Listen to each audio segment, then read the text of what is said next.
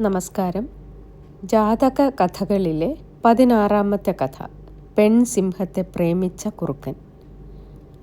പൊൻപാറയിലെ ഗുഹയിലാണ് സിംഹം താമസിക്കുന്നത്. ഒപ്പം 7 അനുജന്മാരും ഒരു അനുജത്തിയുമുണ്ട്. അടുത്തു തന്നെ ഒരു കണ്ണാടിപ്പാറയുണ്ട്. അതിനുള്ളിൽ ഒരു കുറുക്കനും പാർത്തിരുന്നു. സിംഹങ്ങളെല്ലാം പകൽ ഇരതേടി പോകും. അപ്പോൾ ഗുഹയിൽ പെൺസിംഹം മാത്രമേ കാണൂ.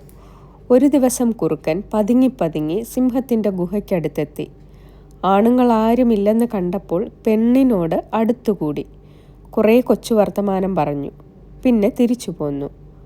പിറ്റേ ദിവസവും ഇതാവർത്തിച്ചു. അങ്ങനെ ഇത് ഒരു പതിവായി. കുറേ ദിവസം കഴിഞ്ഞപ്പോൾ കുറുക്കൻ പെൺസിംഹത്തോട് വിവാഹാഭ്യർത്ഥന നടത്തി. അവൾക്കത് വലിയ അപമാനമായി തോന്നി. എങ്കിലും ഒന്നും പറഞ്ഞില്ല. കുറുക്കൻ തിരിച്ചു പോന്നു.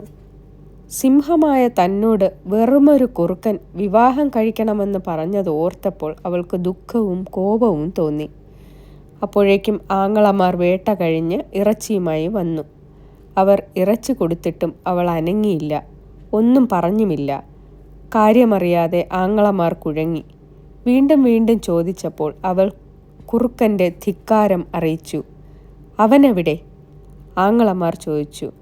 ആ കണ്ണാടിപ്പാറയിലുണ്ട്, അവൾ പറഞ്ഞു. ആൺസിംഹങ്ങൾ കണ്ണാടിപ്പാറയ്ക്കടുത്തേക്ക് പോയി. കുറുക്കൻ അതിനുള്ളിലുണ്ട്. കണ്ണാടിക്കുള്ളിൽ കൂടി കാണാം. പാറയുടെ മുകളിൽ അവൻ കിടക്കുകയാണ്. പക്ഷേ കുറുക്കൻ കണ്ണാടിക്കുള്ളിലാണെന്നറിയാതെ സിംഹങ്ങൾ കുതിച്ചു ചാടി. കഷ്ടം! കണ്ണാടിപ്പാറയിലിടിച്ച് അവർ 7 പേരും ചത്തു വീണു. അപ്പോഴാണ് ജ്യേഷ്ഠൻ സിംഹം അവിടെ എത്തിയത്. അവൻ ആ പാറ സൂക്ഷ്മമായി നോക്കി. അതിനുള്ളിൽ എവിടെയോ ആണ് കുറുക്കൻ കിടക്കുന്നത്.